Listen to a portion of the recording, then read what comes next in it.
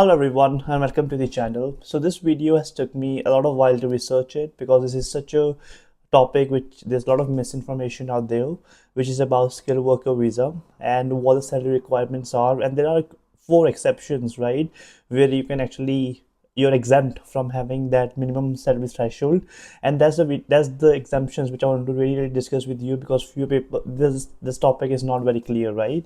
And hopefully by the end of this video you'll have far more clarity. And before we go ahead of this video, I've got two requests. The first one is make sure to subscribe the channel, a big request. A lot of you who watch the video don't subscribe it. And secondly, make sure to give it a like, right? Because this all videos take a lot of my time to create them. So make sure you do these two things, right? So let's get started. So the very first thing is skilled worker visa, right? So in order to get skilled worker visa, so you come here as a student, let's say on a master's degree, and ideally what you want to do is you want to get a skilled worker visa which is for 5 years, and then after 5 years you can apply for indefinite leave to remain, right? So that should be the goal which you should be achieving for. And in order to get the skilled worker visa, you need to have a certain job which meets this criteria as on your screen, right? The first is your job is eligible for this visa. The second is you'll be working for a UK employer that's been approved by the Home Office. You'll be paid at least the minimum salary rate for the type of work you'll be doing.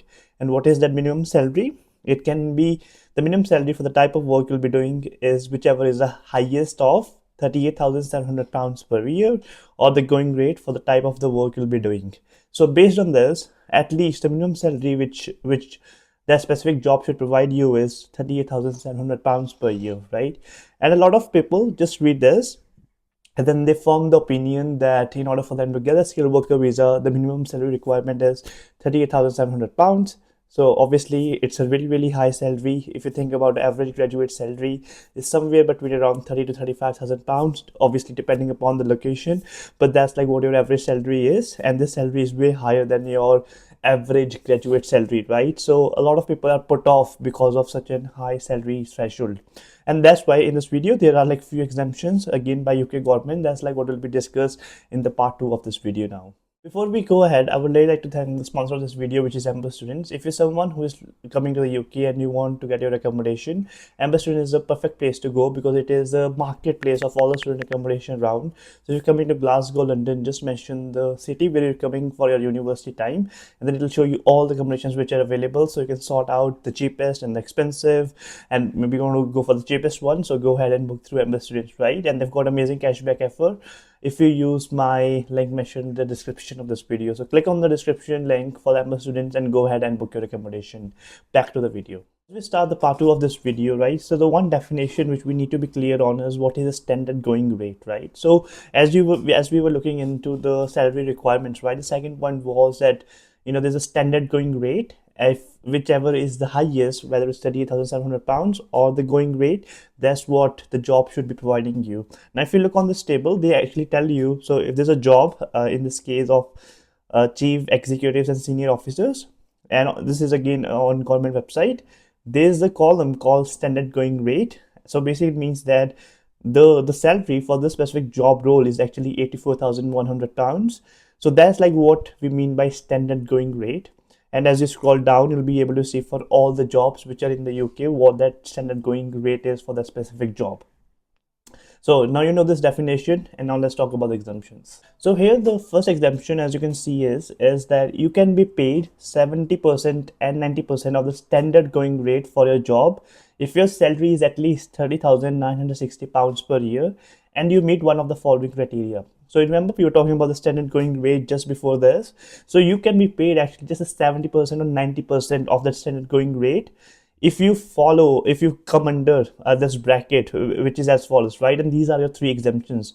So the very first exemption is if you're under 26 years of age, right? So most of us, like, who will come here for their masters, for example, they'll be around 23, 24, and by the time you graduate, you'll be actually meeting that criteria, right? So for the job which you'll be applying, you're actually eligible to be just paid 70% of the standard going rate. So for example, if the going rate for a job was £40,000, even if the company is paying you 70%, if your salary is 70% of £40,000, so basically we'll do the math, that's a number over here, you will be still be able to get the skilled worker visa. So you don't have the requirement of 38,700 because you meet the criteria that you are actually under 26 years of age and you're studying or you're a recent graduate or in professional training, right? So that's your number first exemption. The second one is you have a science, technology, engineering or maths PhD level qualification that's relevant to your job. Then the third one is you have a postdoctoral position in science or higher education. So if you have these three criteria, if you meet any one of those criteria, that's the time when when you go the exemption to not be paying 38,700 pounds, and you can be actually paid lower than that, and that at least the minimum salary should still be 30,960 pounds, right? So you can see that, like that 38,700 pounds will not apply, if you are under 26 years of age, and that's like what majority of international students will be in, right? Now imagine if you are actually beyond 26 years of age, or if you don't meet these three exemptions, there's now another fourth exemption which I want to discuss with you further in this video. Now the fourth exemption is like if your job is actually part of the immigration salary list, those jobs have got a specific going rate, and those going rate are actually lower than 38,700 requirement, as we talked in the first part of the video, right? And these are the jobs which are on the immigration salary list where you can actually be paid less than 38,700 pounds and you'll be still be able to get the skilled worker visa. Now what are those jobs, right? So if you look at this, so this is a link of the government website. I'll try my best to put all the links in the description of this video. So if you look at the immigration salary list, right, as on your screen, so we have got managers and proprietors in forestry, fishing, and related services. The occupation code for the specific job is 1212. And you see that the standard rate for this job is 30,960 pounds, right? So even if you were paid 30,960 pounds for the specific job, you'll be still be able to get the skilled worker visa, right? So you don't actually have that requirement of 38,700 pounds, right? So again, there are many examples, right? If you look at chemical scientists in Scotland only, you can still be paid 35,200 pounds and you'll be still be able to get the skilled worker visa. You've got biological scientists, social and humanities scientists, graphic and multimedia, laboratory technicians, pharmaceutical technicians, artists, dancers and choreographers, musicians, arts officers, producers and directors, agriculture and fishing trades not as were classified, only jobs in the fishing industry, welding trades, boat and ship builders, bricklayers, roofers, carpenters, construction, care workers, senior care workers, animal care services, fishing and other elementary agriculture occupation. So you see like there's a long list of the jobs which are available in the UK, which are part of the immigration salary list. And now these jobs are the one where they're actually looking for people to do these jobs because these are kind of in the shortage occupation sort of a situation, right? And that's why even if if the jobs are not paying you 38,700 pounds, still you're eligible to get a skilled worker visa, right? And that was actually your number fourth requirement which I wanted to discuss in this video. With this, I hope this video has been helpful because this topic has been the one where a lot of people get scared when they just read about a big requirement of 38,700 pounds. But you can see that there are so many jobs and so much potential where you actually don't have to meet that threshold of 38,700 pounds.